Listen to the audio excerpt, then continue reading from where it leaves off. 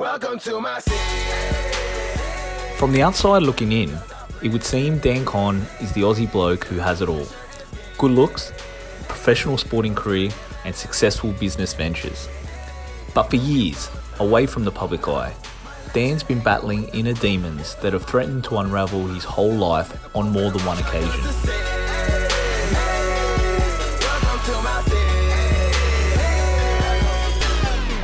I went through those suicidal episodes, tried to overdose, and I just veered into a big Besser block. Told everyone it was an accident.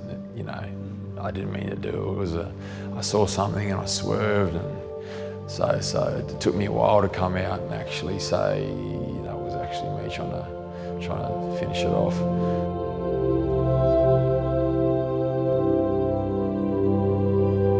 Despite growing up in a very remote town in rural New South Wales, Dan was always destined to play rugby league at the highest level. He debuted in the NRL at 18, and by 25, he was playing in his first grand final. The grand final experience was just immense, and it didn't kick in until the planes flew over, and I was thinking, I was on a farm driving tractors when I was, 10, and here I am about to play in the grand final, so it was pretty crazy. Tell me about your first experience with, in your eyes, with mental health. I guess when I was 18, that was the first sign I realised that just that numb feeling was consistent, and nothing made me happy, nothing made me sad, but I was just that plateau, and I thought, that something's not right. We were winning games and everyone was high-fiving and go home, everyone wants to go out and celebrate, and I'd stay home and I just want to sit by myself. And I was like, yeah, okay. Former Olympic rower and founder of Crossing the Line, Garrod Towie, is adamant that the rise of social media and exorbitant amounts of sponsorship dollars in professional sport these days has directly contributed to the alarming rate of elite athletes suffering mental illness. A recent study came out last year, 2018, and this is Australian athletes alone. I reckon 46% of current competing athletes experience depression or have experienced depression at some point. That's athletes that are competing? Yeah. So you can imagine what, a lot of athletes only experience their first encounter with depression after. So if you have, that statistic is almost half who are experiencing depression during, the after bit is going to be carnage. They go through sport, fine, but then sport stops, but those problems are still there. They've been masked, but they haven't been understood maybe, or they're there forever. Yeah, and so they rear their head in retirement as well. Buddy, talk to me about, you mentioned those dark days, that tough time. Your mindset around trying to take your own life. When I was playing for the Titans, I remember I checked myself out of hospital in Brisbane. I should have had to stay the night. I had an operation on my foot, and I knew I wasn't going to get back in the team. And I was driving on the highway from Brisbane back to the Gold Coast, and I was thinking, well, I'm not going to make the team, probably going to get cut. And I just veered into a big Besser block. The Besser block pretty much went straight through the middle. I was banged up, but I wasn't in any terrible way. I told everyone it was an accident. I didn't mean to do it. I saw something and I swerved, and so it took me a while to come out and actually say, that was actually me trying to finish it off. Despite the failed suicide attempt, Dan continues to play at the top level, and in 2011, while playing for the Roosters and coming off his best season, 25-year-old Dan sustains a broken neck in a tackle and is forced to retire. The ensuing 18 months that followed can only be described as the darkest days of Dan's life. Here for the Roosters, apart from the penalty, Daniel Conn was very slowly back to his feet.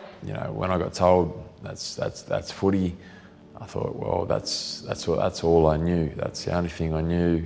I don't know business.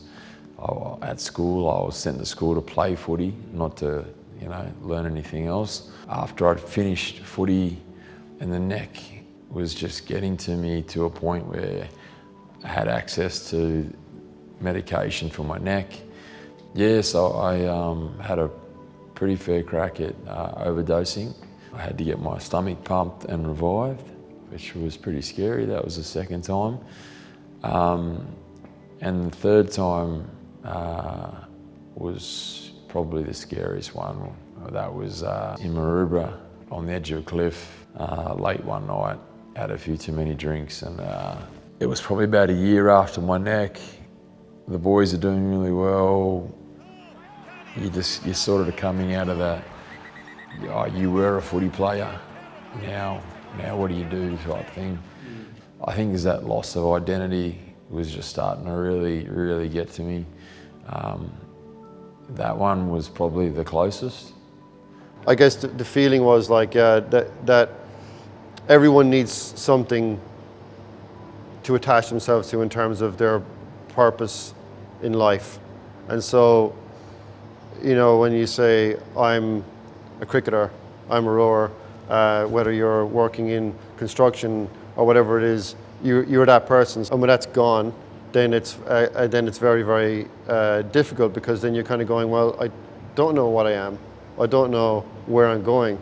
And those questions are very, whilst they're simple, they're actually really deep questions when you don't have the answer.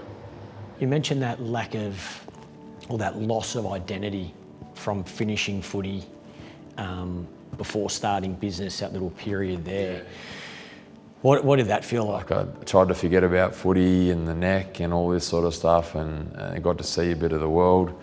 But when I came back, it was, that's when it sort of clicked, and you know, it was like, okay, now's time to progress into something else. And I was talking to a really good psychologist at the time, and I confessed to him. He was the first person I confessed to about what I tried to do.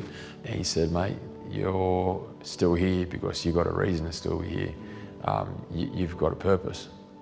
And I was like, everyone's got a purpose. He goes, no, mate, seriously, you got a purpose. You got to do something with it.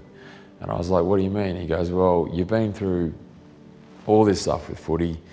You've broken your neck.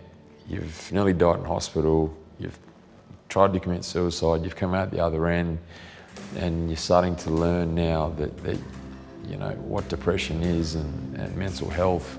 You're just starting your journey as to find out what your purpose is. And I was sitting there just going, like, this guy's like nailing it. And after speaking to that guy, it was about finding a purpose. And that came within the hands of F45, and my purpose there was to travel everywhere around the world and teach people about how to exercise properly and what that does for you. And F45 speaks for itself. It went quite well. Yeah. But again, it wasn't something I could call my own. And then I was lucky enough to be asked to become partner of Hustle Boxing. These days, Dan's most important support network is his girlfriend Elise, who is not only his partner, but a wellness professional specialising in nutrition, training and mindset. I think my influence on Dan, we've been friends for a long time, and I think that's really important in a relationship. I think being able to understand each other and respect each other. I think a strong emotional well-being is important for anybody, no matter who it is, no matter what they're doing, where they're at in life. When I hear the word help Dan manage his mental health, I think it's more about being in a partnership with him, that he feels he's, you know, he can trust me with things. It's not, you know, there's no judgment there. I don't necessarily think I help Dan, I'm just there with him. I'm not there to, you know, do anything but sort of, you know, experience life with him, and I think that's really important that he knows that I'm not there to judge him. And I think having that friendship there really does come at a crucial point, because you need each other to bounce off and really get stronger together, I think. Do you feel it is a number of things that gives you that strength these days? I think there is a number of things, and it's not medication for me at the moment. I mean, I struggled to get out of bed this morning, and I was just slow, and I thought maybe I won't train today, maybe I'll just take it easy, and then you kind of got to, it's kind of like a mental battle. You got to talk yourself out of it and talk yourself back into it, and then you kind of think, you know, okay, where am I right now? What am I doing? How good is this? And then you kind of got to, and again, that affirmation stuff, you like, and the gratitude of thinking, I'm doing this for these people. I've got this great team behind me. I've got a great girlfriend. I've got a cool little puppy. Everything's pretty cool. Yeah, life's good, man. What would your advice be to that young boy or that young girl that is sitting right in the heat of the battle now? You know, you've got to go back to your lifestyle. You know, what are you doing that's making you happy? And what are the things that are right. So if something's making me feel really bad, I write that down. I still give that to 18, 17, 16-year-olds, is to start a little journal. So write down, 3 things that you're grateful for, and 3 things that you want to happen in your life for yourself, not for anybody else, for yourself. Mate, can't thank you enough, Dan. Your experience and your honesty is unbelievable. Yeah. Appreciate it. Thanks, heaps, mate.